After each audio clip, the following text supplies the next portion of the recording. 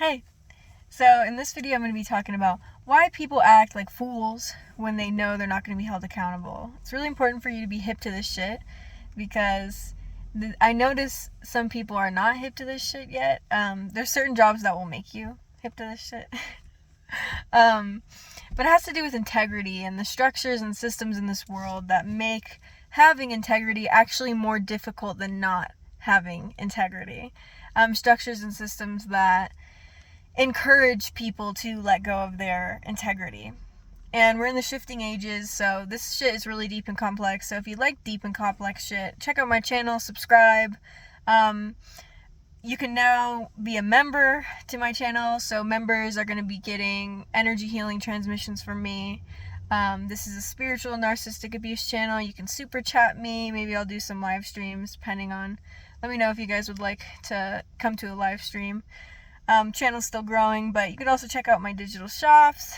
I have some free products. You can join my email list, all that good stuff. So, yeah, this has to do with integrity. So, one thing you may notice is that a lot of people lack integrity, and you may actually, if you haven't noticed it with your observations, you may have felt this kind of energy when you go places where people will just break the rules, do fucked up shit, when they know they're not going to get caught. And we can wonder, like, why the fuck do people do this? Well, there's a lot of reasons, and one of those reasons is about fear. There's a lot of structures and systems that overuse fear, I would say. And when we fear something, a really common response is to try and control situations. And the funny thing about trying to control situations is that our control and our fear actually creates exactly what we didn't want to happen. It creates the opposite effects. And a good example of this has to do with, I actually experienced this one day. I was stopped at a two-way stop, trying to turn left, and there was like traffic coming from both sides. This is the US, so I don't know how traffic is in other countries, but some guy in, moving traffic just stopped to let me and another guy go at the stop sign. And this is an example of controlling the situation. He's operating from a place of fear. I don't trust that these two are going to get a opening to turn, so I'm going to take control of the situation and stop and let them go. And what happened? Since he took control of the situation, he wasn't operating from a state of trust or integrity, and he could have had ulterior motives, like, people do sabotaging things like that seem nice on the surface, but are really just to be like, oh, I'm a good person, or like show off. But anyways, I was fucking confused. I was actually angry because if he would have kept going, I would have had an opening. Like, I was ready to go, and then he stopped, and that confused me. It made it like, a little bit weird, because it's like, who's gonna go first, because there was two of us at the two-way stop. And so he also probably confused the people behind him, like, why the fuck is this person stopping? There's two cars behind him. So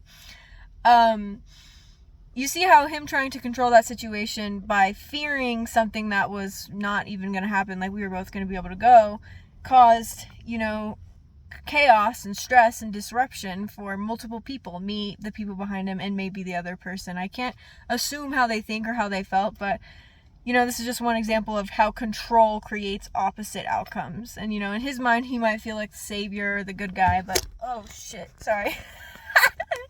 The savior or the good guy, but he's actually not. And so people become like this when their self-esteem is just systematically just lowered and lowered and lowered. And then they become codependent in a way where their self-esteem is like literally dependent on doing these good deeds. They're not actually good deeds, but like appearing nice, appearing helpful, performing helpfulness, and it gives them that little hint of self-esteem. And that's how like systems break down people's integrity. Like, how when you think you might get in trouble for something, some people, like, feel the urge to lie or, like, make up lies or make up stories. I'm not judging you if you do that, but, this is, like, a trap that people fall into, is making up lies or lying to protect ourselves from what we're afraid of.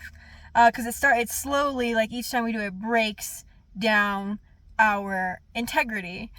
And then we like get into, and then like the more people practice that, the more they get into the mindset of like, I can break the rules as long as I'm really good at not getting caught. And then you're put on a path to being just a total manipulator, because, you know, what we nurture grows, like what we water grows, our seeds. And so if we're watering seeds of lying, deceit, and manipulation to prevent us from experiencing what we fear, well, those seeds are not necessarily fruitful in a way that is like beneficial to us. You know, those seeds kind of lead to you being a fucking master manipulator. So people will literally get into this mindset where they're literally really good at scanning environments for people who could expose them, people who could get them in trouble, people who see through them, you know, what circumstances allow them to break the rules. Like, people literally get into have this mindset and these skills. It's like warped pattern recognition. So if you know what pattern recognition is, it's a really important skill when you're protecting yourself from manipulators and narcissists. But here's the thing about pattern recognition, which I'm going to talk about this in depth in my course, so join my email list. The thing about pattern recognition is that we all have it. Every single one of us has it. You've had it since you were a kid. And it gets dampened by narcissistic abuse, but it can also be tuned in different ways. So you can have pattern recognition that is like tuned towards protection and safety, which is what I teach on this channel. Or you can have pattern recognition that is tuned to harm and manipulation. And a lot of master manipulators that you've been involved with have this type of pattern recognition. And this is how you'll notice, like, how the fuck do they do the things they do? Like, how are they so good at evading accountability? Like, you will see, or you may have seen, how let me tell you a story. So there was this, like, just to show you like how far manipulators will go with this advanced pattern recognition that some of them have. It's like, if you're in a building together, they might only target one person, and they'll be watching all of their like their bosses or whoever's around that could get them in trouble. They'll be watching and they'll be planning and strategizing and only targeting one person. And it's like, that's that crazy pattern recognition. It's like, when you have intuition, which is a part of pattern recognition, when you have intuition, it can be geared towards two things: protection and safety, or harm. And so, you know, how my intuition shows up in my life is, it has to do with strategy, like strategizing. So a lot of times I can strategize for future situations and future outcomes. So I will intuitively sense when one sequence of actions from me is not going to go well, or provide me with positive outcomes. And that's not necessarily me controlling, it's me like planning and being responsible. But for manipulators, it's like they can strategize in the same way, except they're not moving towards anything beneficial. So they can strategize and intuitively feel what actions will get them in trouble or get them exposed or ruin their reputation, and they won't take those actions. So they have that fucked up sense of intuition. And some people might be hearing this and be like, nah fam, people don't act like this. And it's a comforting thought that a lot of us can have.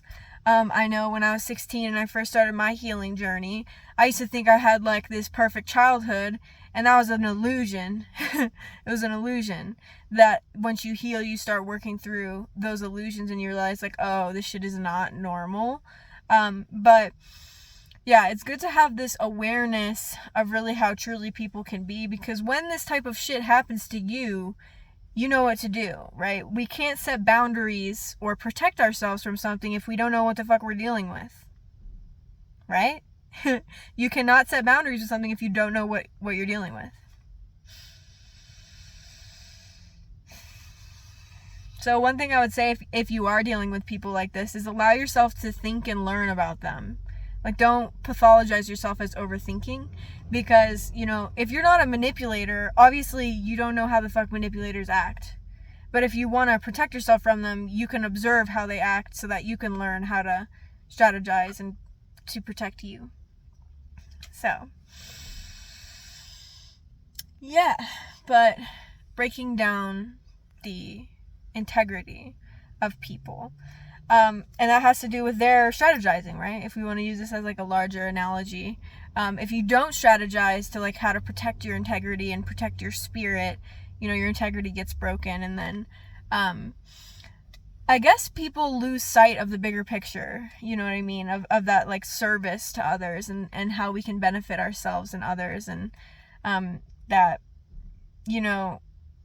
when we get really deep into the illusions as humans, we don't really see the consequences of our actions. Like, if you're really stuck in this false reality like narcissists are, that you are an amazing person and your life is perfect, even though it's like literally the definition of hell, then, you don't have any motivation to change.